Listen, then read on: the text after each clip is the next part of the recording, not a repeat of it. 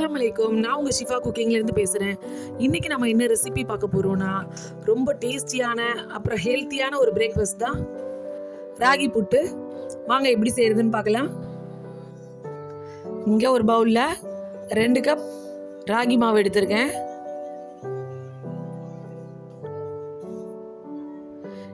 இங்கே நான் ஒரு கிண்ணத்தில் அந்த மாவுக்கு தேவையான அளவு உப்பு போட்டிருக்கேன். ஏன்னா மாவில் உப்பு போட்டோம்னா அங்கங்கே நின்றுக்கும். அதனால் ஒரு கிண்ணத்தில் உப்பு போட்டு அதை கொஞ்சமாக தண்ணி வச்சு கரைச்சிக்கோங்க.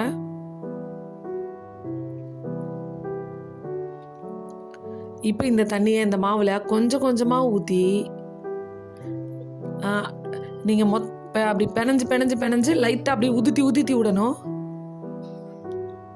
பாருங்கள், நான் எப்படி உதுத்தி விடணும், அந்த மாதிரி கை வச்சு உதுத்தி விடணும். நீங்கள் மொத்தமாக அப்படியே ஊற்றி விட்டுட்டிங்கன்னா இது ஒரு மாதிரி கட்டியாக பிசுன்னு கையில் ஒட்ட ஆரம்பிச்சிடும். கொஞ்சம் கொஞ்சமாக தண்ணி தெளித்து கையில் அந்த மாதிரி உதுத்தி விடும் போது தான் உங்களுக்கு ஒரு கரகரப்பான மணல் மாதிரி கிடைக்கும். அதுதான் புட்டுக்கு கரெக்டான பக்குவம். பாருங்கள், இந்த மாதிரி கைட்டை உதுத்தி விடுங்க. நீங்கள் டக்குன்னு வேலை முடியணும்னு டக்குன்னு தண்ணி ஊற்றி பறக்குனீங்கன்னா அது நல்லா இருக்காது. என்னோடய சேனலை நிறையா பேர் சப்ஸ்கிரைப் பண்ணாமல் பார்த்துட்ருக்கீங்க. என்னோடய சேனலை நீங்கள் சப்ஸ்கிரைப் பண்ணாதான் நான் போடுற புது வீடியோஸ்லாம் உங்களுக்கு நோட்டிஃபிகேஷனில் வரும்.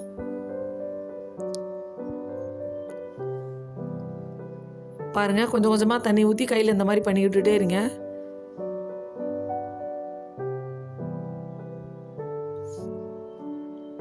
நீங்கள் அரிசி மாவில் செய்கிற புட்டை விட இது ரொம்பவே டேஸ்ட்டாக இருக்கும். ட்ரை பண்ணி பாருங்கள்.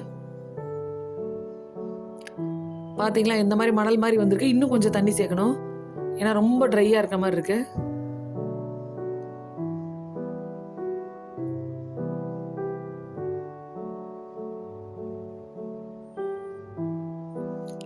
பார்த்தீங்களா, இப்போ நமக்கு கரெக்டான பக்குவத்தில் மாவு ரெடி ஆயிடுச்சு. இங்கே நான் தேங்காய் துருவல் வச்சுருக்கேன்.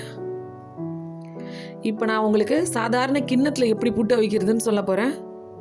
இந்த மாதிரி ஒரு கிண்ணத்தில் ஃபுல்லாக எண்ணெய் தடவி வச்சுருக்கேன் நான். இப்போ இதில் அடியில் ஒரு லேயருக்கு தேங்காய் பூ போட்டுக்கிறேன்.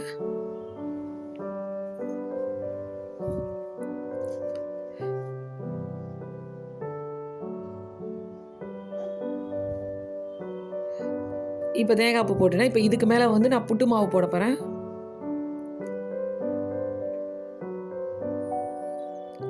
இந்த புட்டு அவிக்க உங்களுக்கு புட்டு மிஷினு எதுவுமே தேவையில்லை. ஈஸியாக ஒரு கிண்ணத்துலேயே வச்சிடலாம்.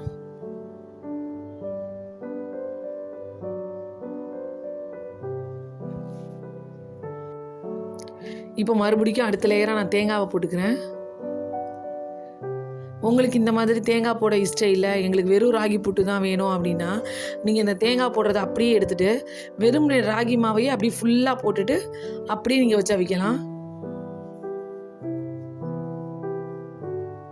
பாருங்கள், இப்போ அடுத்த லேயராக மறுபடியும் மாவு போட்டுட்டேன். இப்போ மாவை அப்படியே ஃப்ளாட் பண்ணி விட்டுட்டு மறுபடியும் மேலே கொஞ்சம் தேங்காய் பூ போட்டுக்கிறேன். இது அவிக்கிறதுக்கு சாதாரண புட்டு கொஞ்சம் சீக்கிரமாக வந்துடும். நம்ம கிண்ணத்தில் வைக்கிறோம் இல்லையா, அதனால் இது கொஞ்சம் டைம் எடுத்து தான் அவியும். அதனால் கொஞ்சம் லோ ஃப்ளேமில் வச்சு நல்லா வேக விடுங்க.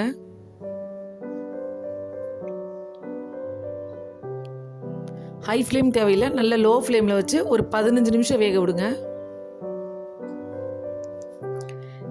இப்போ நான் அதுக்குள்ளே கடாயில் தண்ணி ரெடியாக சூடு பண்ணி வச்சுருக்கேன். பாருங்கள், ஒரு பழைய கடாயில் நடுவில் கலவடை போட்டு தண்ணி கொதிக்க வச்சுருக்கேன். இப்போ தண்ணி கொதிச்சுட்டு இருக்கு. அதுக்குள்ளே ஒரு பிளேட் வைக்கிறேன். ஒரு பிளேட்டை வச்சு அந்த பிளேட்டுக்கு மேலே இந்த புட்டோட மாவு போட்டிருக்கோம் இல்லையா, அந்த கிண்ணத்தை தூக்கி வச்சிடுறேன். இப்போ நல்லா காற்று போகாத மாதிரி ஒரு டைட்டான மூடி போட்டு அதை மூடிடுங்க. நல்லா லோ ஃப்ளேம்லேயே ஒரு 15 நிமிஷம் நல்லா வேகட்டும். 15 நிமிஷம் கழித்து திறந்து பார்க்குறேன். பாருங்கள், மாவு நல்லா கலர் மாறி இருக்கு. புட்டு நல்லா வெந்துருச்சு. இப்போ அடுப்பை ஆஃப் பண்ணிவிட்டு கொஞ்சம் நேரம் நல்லா ஆற விட்டுருங்க. அப்போ தான் உங்களுக்கு கவுத்தும் போது நல்லா கவுத்த வரும். பாருங்கள், இப்போ நல்லாவே ஆறிடுச்சு. உங்களுக்கு நான் புட்டை கவுத்தி காமிக்கிறேன். பின்னாடி 2 தட்டு தட்டினீங்கன்னா அவ்வளோதான், சூப்பராக அழகாக வந்துருச்சு. பாருங்கள், நம்மளோட ராகி புட்டு ரெடி ஆயிடுச்சு. இதுக்கு நீங்கள் சக்கரை வச்சு சாப்பிட்றத விட இந்த மாதிரி வெல்லம் வச்சு சாப்பிட்டீங்கன்னா ரொம்ப ஹெல்த்தியாகவும் இருக்கும், ரொம்ப டேஸ்டாகவும் இருக்கும். சூப்பர். சப்ஸ்கிரைப் பண்ணுங்க. தேங்க்யூ.